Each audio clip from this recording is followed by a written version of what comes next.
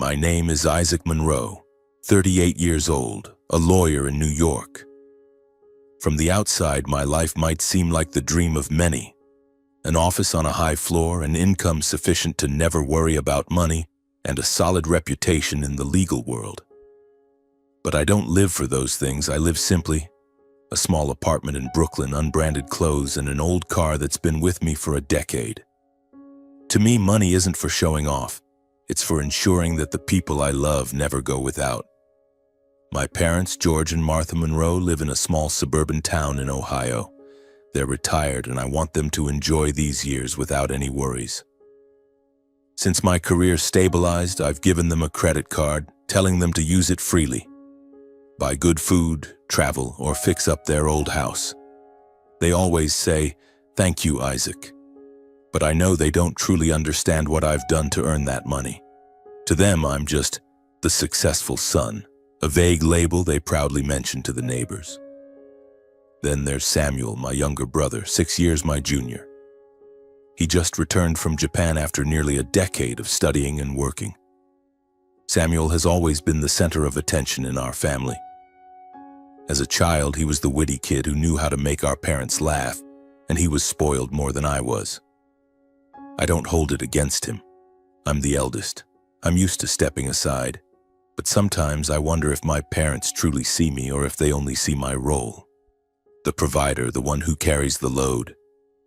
I remember when we were young, sitting at the kitchen table doing homework while Samuel ran around outside, free from the pressure to study like I was. Mom would bring him cookies, her face beaming, while I got a pat on the shoulder and a "study hard, Isaac." I don't resent it, but those moments are etched in me like a small scratch that never fully heals. Samuel came back on an autumn afternoon bringing stories of Tokyo, its streets glowing with neon lights, and the graphic design contracts he'd signed. My parents lit up as if he were the sun walking into the house. I stood there in the corner of the living room smiling, but something in my chest quietly ached. I told myself, he's been gone for so long, they're just happy. But that feeling, no matter how I tried to bury it, smoldered like a tiny ember. I had arranged everything for the reunion dinner. I set up a big table at my parents' house, ordered food from their favorite restaurant, and even bought an expensive bottle of wine I knew Dad liked. When I arrived, my parents were busy hugging Samuel, listening to his stories about his trips to Kyoto. I set the bags down, went to the kitchen, and started setting the table. No one noticed. I didn't expect them to thank me, but a glance, a question about me might have been enough. The dinner began, and the family gathered around Samuel. He talked about his big projects, his small but stylish apartment in Shibuya, and how he'd learned the art of Japanese tea making. Everyone laughed, marveled, while I sat there, sipping wine, nodding along to his stories. At one point, I tried to share about a major case I'd just won. An environmental lawsuit that took 2 years. Dad only mumbled a response before turning to Samuel. "So, are you planning to open a studio here?" I smiled, swallowed the pang of hurt, and told myself, "It's fine, Isaac. They're just excited." That night, driving back to Brooklyn, I looked at the city through the window, its lights blurred in the rain. I thought about my parents, about Samuel, about the years I'd worked tirelessly to be someone they could rely on. I don't need them to sing my praises, but I want them to see me, not as a money-making machine, but as Isaac, their son, Samuel's brother. The weeks following the reunion dinner, I tried to slip back into my usual routine. The office, the courtroom, late nights hunched over my laptop with a cold cup of coffee. It was all familiar, like a safe loop, but something was off. Like a discordant note in a symphony I'd played for too long. I couldn't stop thinking about my parents, about Samuel, and about their gazes at the dinner, as if I were merely a shadow in my brother's story. Then the credit card bill arrived. I usually don't check it closely, just skim through to ensure there are no errors. My parents have used the card for years, mostly for small things. Groceries, plumbing repairs, or a short trip to Lake Erie. The amount rarely exceeded $2,000 a month. But this time, the number on the screen made me pause, my coffee cup frozen mid-air. $5,000. I frowned, pulling up the transaction history. A series of unusual charges, high-end restaurants, a furniture store, and a large transaction at a car dealership. I told myself maybe my parents were renovating the house or planning something for Samuel. I called Mom. "Isaac, why are you worrying?" Her voice was gentle but slightly rushed. "Just a few things we needed to buy. You know, Samuel's back and there's a lot to take care of." "What things, Mom?" I tried to keep my voice calm, but my chest felt heavy. $5,000 isn't a small matter. Can you explain?"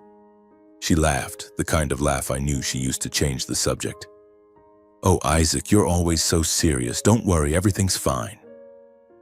Then she pivoted to ask about my work, as if my question had never existed. I hung up, a sense of unease rising like a wave. The next month's bill arrived, and this time it was $15,000.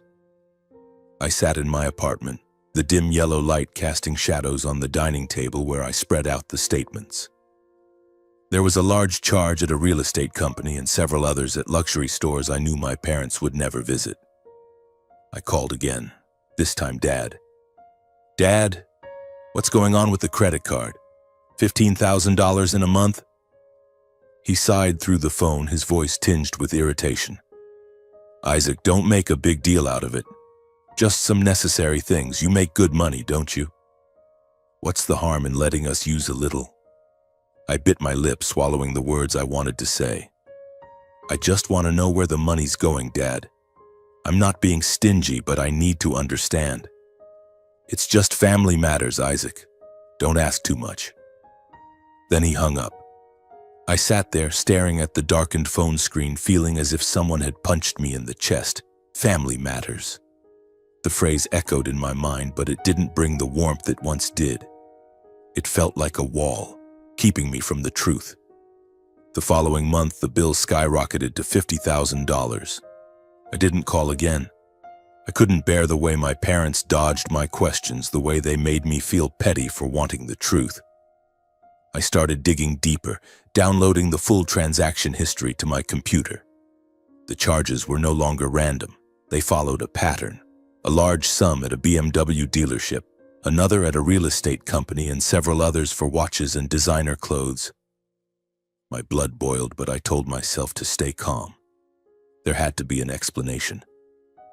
Surely my parents wouldn't. I began to suspect, so I logged into Facebook and checked Samuel's profile.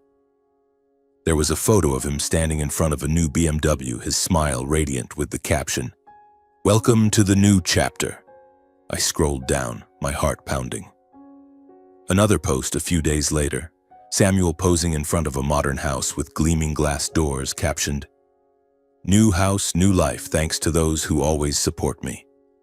Mom's comment below, "So proud of you, Sammy." I slammed my laptop shut, my breathing heavy. I didn't want to believe it, but the numbers didn't lie.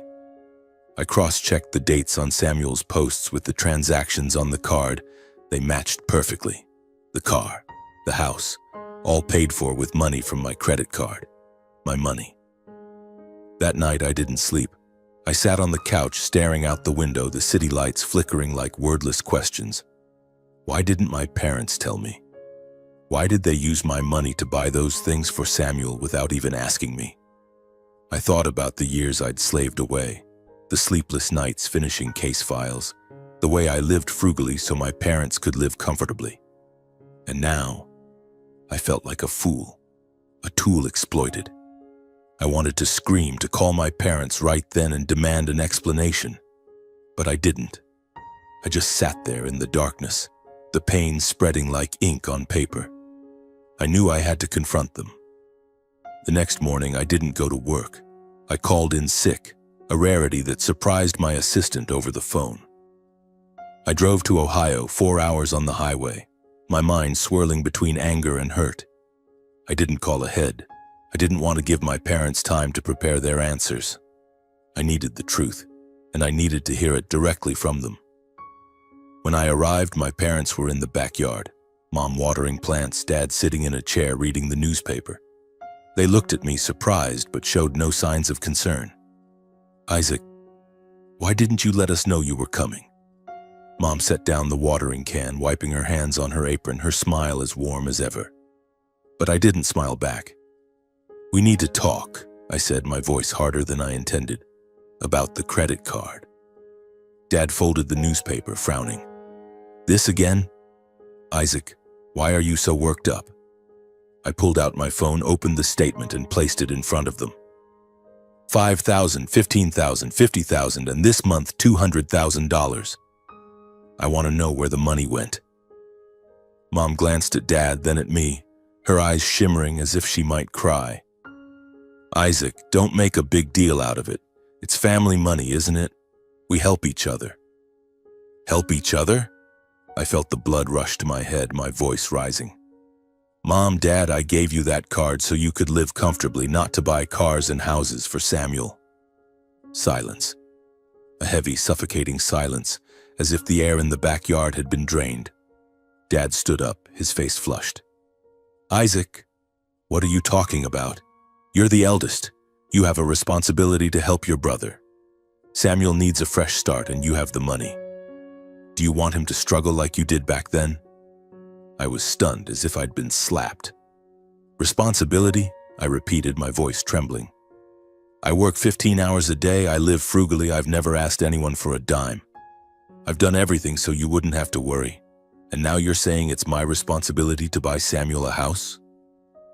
Mom stepped forward, placing a hand on my shoulder, but I stepped back. Isaac, don't be selfish, she said, her voice soft but sharp. Samuel is your brother. He's been away for so long, he needs us. You're successful, you can help. Why are you keeping score with family? I looked at Mom, then at Dad, searching for a sign that they understood me, that they saw how much this hurt. But in their eyes, I saw only reproach. I wasn't Isaac, their son. I was a machine, a financial resource, a tool to keep Samuel happy. I'm not keeping score, I said, my voice hoarse, but I deserve respect. You took my money without even asking to buy a car, a house for Samuel. Have you ever thought about how that makes me feel? Dad turned away, muttering something about me being too sensitive. Mom just shook her head, as if I were a child throwing a tantrum. I stood there in the backyard of my parents' house where I'd played as a kid, but I felt like a stranger. The truth stabbed my heart like a cold knife. They didn't just favor Samuel, they took my sacrifices for granted. I turned and walked to my car, leaving my parents in their silence. As I drove away, tears welled up, not from anger, but from pain. I'd spent my life trying to be a good son, a responsible brother, but in return, I'd been betrayed. I drove back to Brooklyn in silence, the radio off, only the sound of the engine and my own heavy breathing filling the car.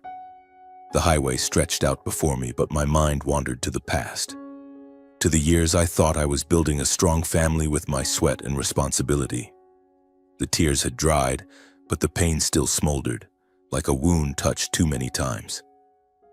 I remembered the early days of my career when I was 25, fresh out of law school, working for a small firm with a barely livable salary. I rented a cramped apartment in Queens where the smell of mildew clung to the walls and the hot water worked only when it felt like it. I worked 18 hours a day drafting contracts, researching cases, sometimes falling asleep at the table with papers scattered around. On those nights when the city slept, I told myself, I'm doing this for Mom and Dad, so they won't have to worry in their old age. I didn't dream of mansions or fancy cars, didn't crave fame. I just wanted my family to be secure. Samuel was in high school then, carefree and spoiled. He got designer sneakers from our parents when his school basketball team won a game, was forgiven when he skipped class to hang out with friends. I remember one time when I came home to visit, my parents proudly showed off a painting Samuel had done at school. They hung it on the living room wall, beaming with pride. I looked at the painting, then at my law school diploma, still unopened in its box. I said nothing, just smiled, but something inside me stung, like a small scratch. When I started succeeding, landing big contracts, I didn't change my lifestyle. I still drove my old Honda, wore shirts from discount stores, and saved every penny to send to my parents. I gave them the credit card, saying, "Use it, I'll take care of everything." Mom hugged me. Dad patted my shoulder, but no one asked what I'd done to earn that money. No one asked if I was tired, if I was lonely. They just said, "Isaac, you're our pride and joy."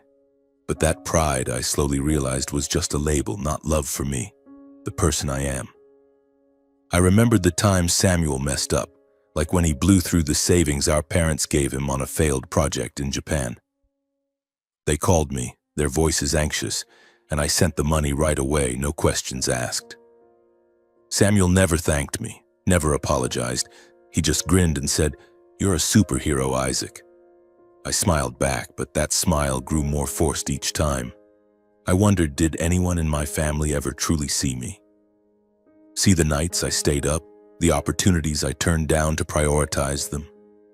See me, Isaac, not the money-making machine they relied on?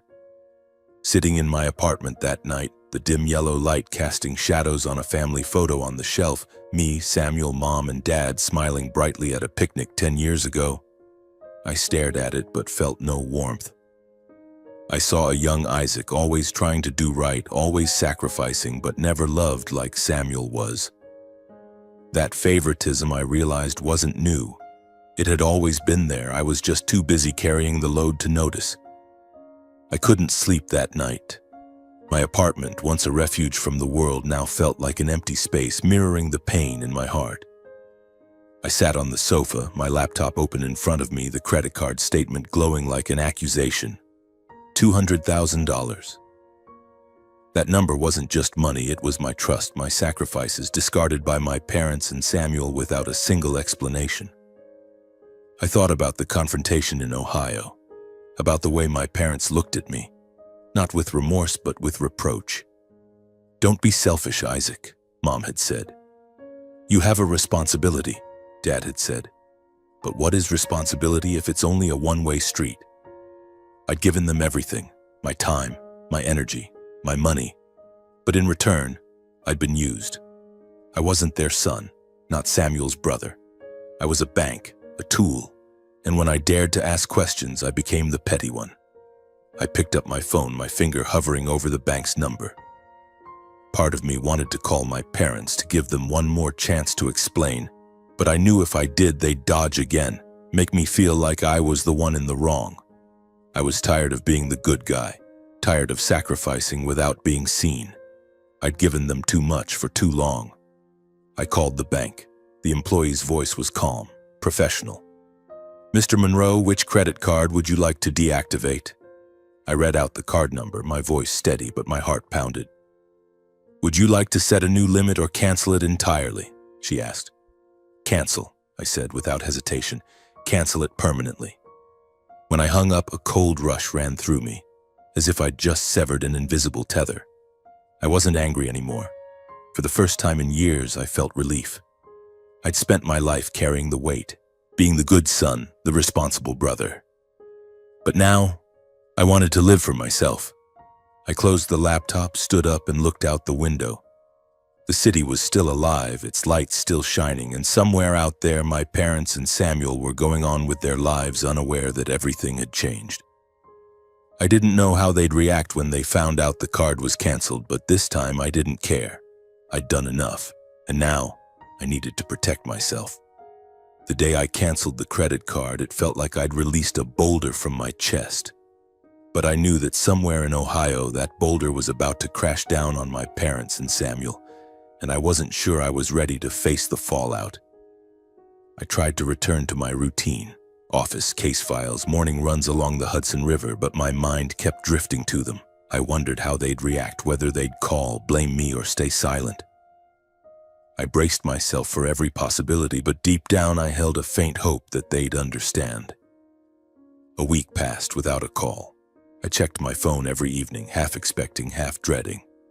The silence unnerved me like a storm gathering on the horizon. Then one morning, while I was in a meeting with a client, my phone buzzed incessantly. I glanced at the screen, Mom's number. I let it ring, my heart pounding, and when the meeting ended, I saw 7 missed calls and a text. "Isaac, call back now." Big problem. I didn't call back right away. I sat in my office, staring out the window, sunlight glinting off the skyscrapers. I knew what was happening. The credit card was canceled, and now they were feeling the consequences. I took a deep breath and dialed Mom. "Isaac," her voice came through, frantic and trembling. "What's wrong with the card? We needed money to pay bills and the bank says it's not working anymore." "I canceled it, Mom," I said, my voice calm though my chest felt heavy. "I told you and Dad I didn't agree with how you were using the money. I can't keep doing this." "But Isaac, you don't understand," she was almost shouting. "Samuel needs money to pay off the house. The bank is threatening to foreclose. You can't abandon your brother like this." I bit my lip, anger rising, but I kept my voice steady. "Mom, I'm not abandoning anyone, but I'm not Samuel's bank. He bought a house, a car with my money, and no one asked me. Now he has to take responsibility."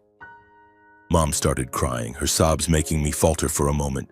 "Isaac, how can you be so cold? We're family. You have money, you're supposed to help." I stayed silent, letting her words echo. Family. That word used to mean everything to me, but now it felt like an excuse for exploitation. "Mom," I finally said, "I've helped too much. I don't have anything left to give." I hung up, my hands shaking. The phone buzzed immediately, Dad this time. I didn't answer. I couldn't bear another argument, more accusations that I was selfish, that I was betraying the family. I silenced the phone, shoved it into a drawer, and tried to focus on work, but my mind was blank. A few weeks later, I heard news from a mutual friend of Samuel and me. Samuel's new house had received a foreclosure notice from the bank. He couldn't afford the loan payments, and my parents, without my credit card, had no way to help.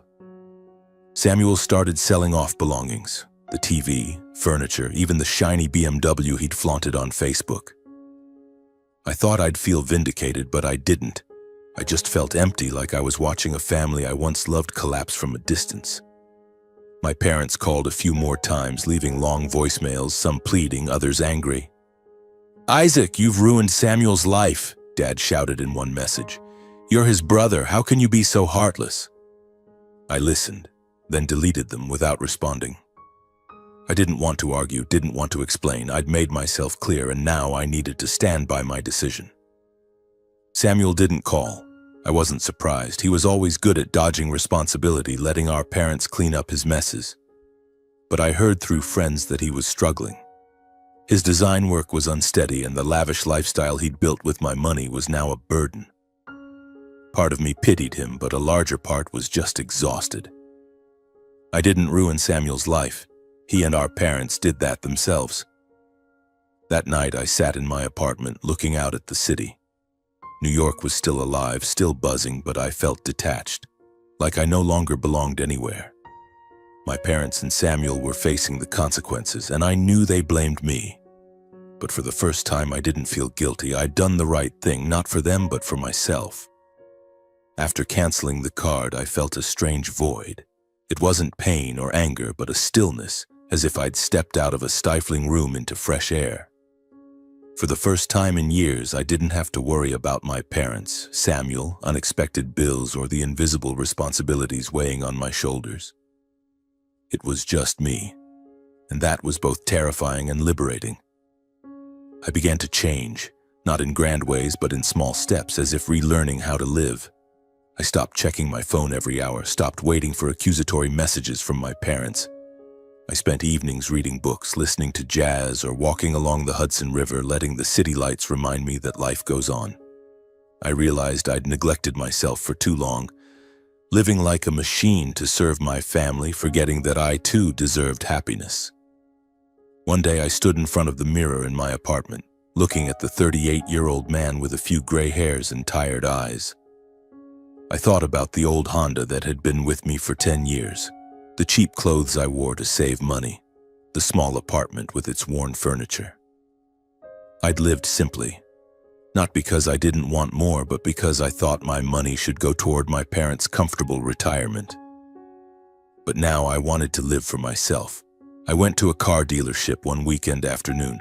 The salesman, a young guy, showed me around rows of gleaming vehicles. I didn't choose a BMW like Samuel's. I didn't need to prove anything to anyone. I picked an Audi Q5, silver gray, understated but powerful and reliable. As I signed the contract, I felt a strange thrill like a kid buying his first toy. Driving home with the windows down, the wind rushing in, I laughed out loud to myself for the first time in ages. Next, I decided to buy a new apartment.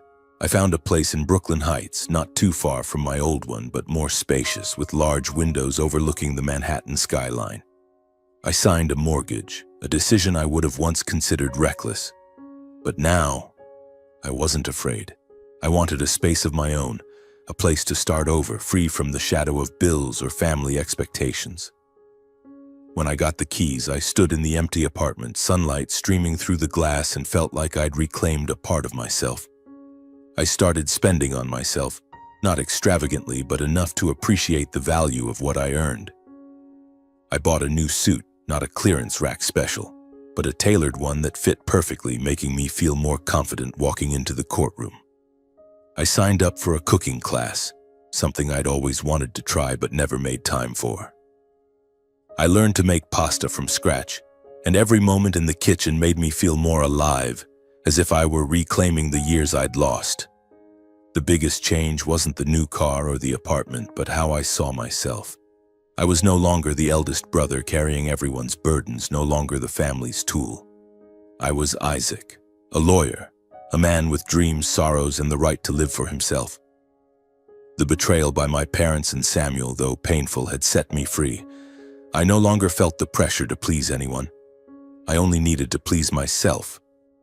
One Saturday afternoon, as I was unpacking in my new apartment, the doorbell rang. I opened the door, and there stood my parents and Samuel.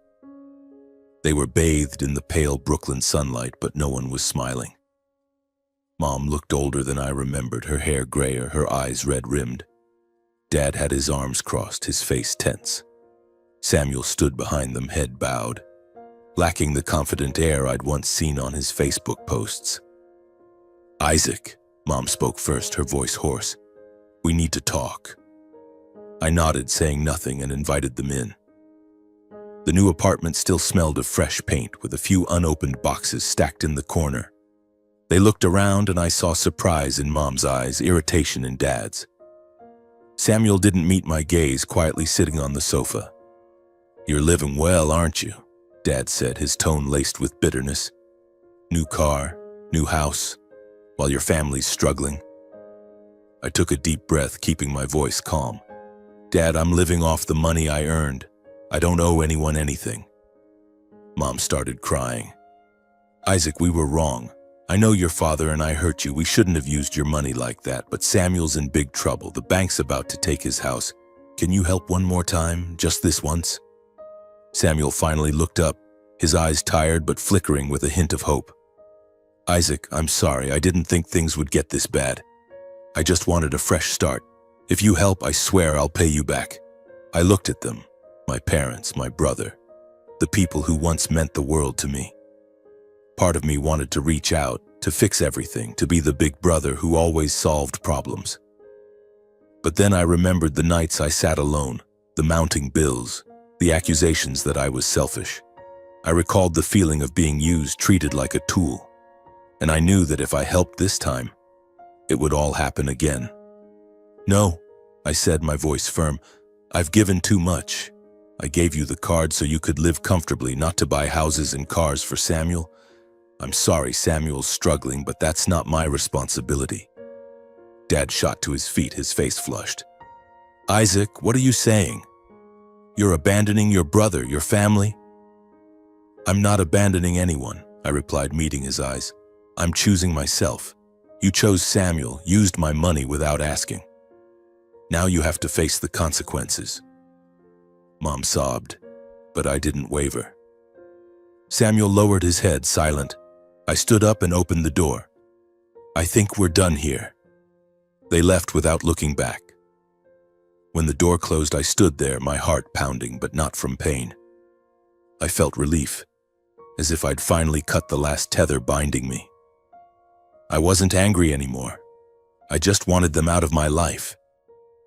The following month, I fully settled into my new apartment. I hung a painting on the wall, a seascape I'd bought during a short trip to Maine, where I stood before the ocean and felt peace for the first time in years.